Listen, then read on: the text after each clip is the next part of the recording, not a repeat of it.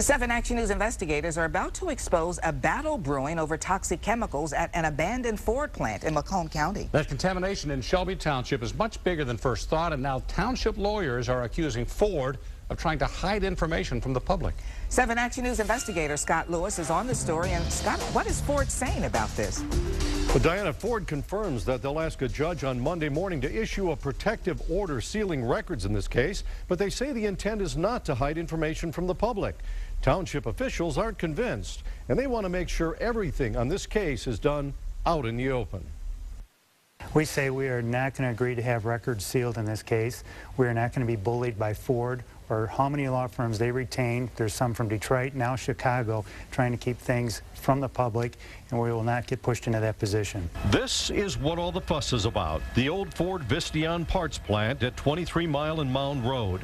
Ford sold it to a Chicago company called Indiana Metals, and they're tearing it down for redevelopment. Ford is known from the get-go that there was contamination on the plant site and agreed to clean it up.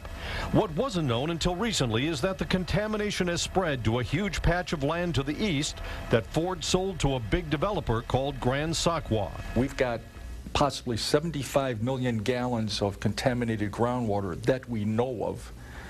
And to clean up what's already out there could cost in the neighborhood of $57 million. Dr. Jim Dragon is a nationally recognized environmental scientist who's written several books on soil and water contamination. He was hired by Shelby Township to investigate the contamination. Are we looking at a public health issue here?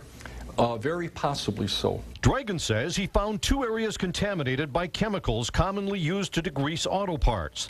This area, outlined in pink, he says, is about 1,000 feet wide and goes back about 2/3 of a mile. Groundwater that's contaminated with a chemical known as TCE, and that's a known human carcinogen. It can cause cancer. And on the northwest corner of the property, Dragon says he found more groundwater contaminated by another common auto parts degreaser called TCA. That, he says, has the potential to cause liver and brain problems.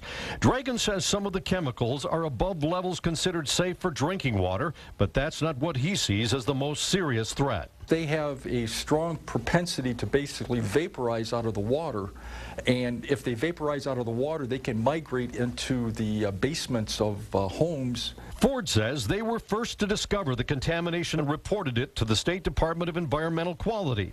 And they say they have every intention of cleaning up any contamination that's linked to their plant.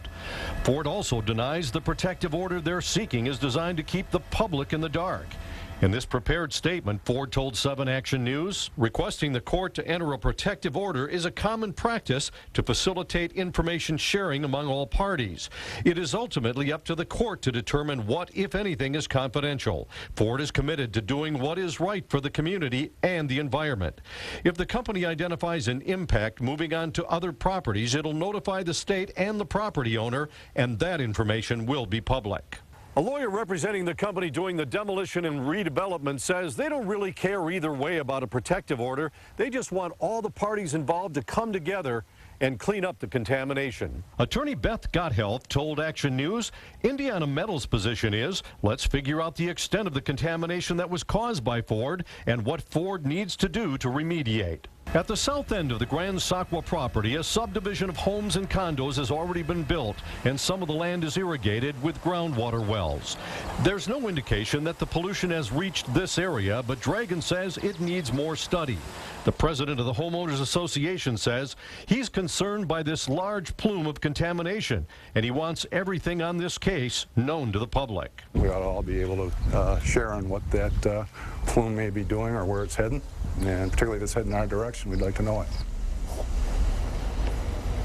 This whole mess is the subject of a tangled lawsuit with nearly everyone connected to the project, raising a smorgasbord of issues. This latest controversial issue, Ford's request for a protective order, will be heard Monday morning by Macomb County Circuit Court Judge Richard Coretti. We'll be there, and we'll let you know what happens. Scott Lewis, 7 Action News.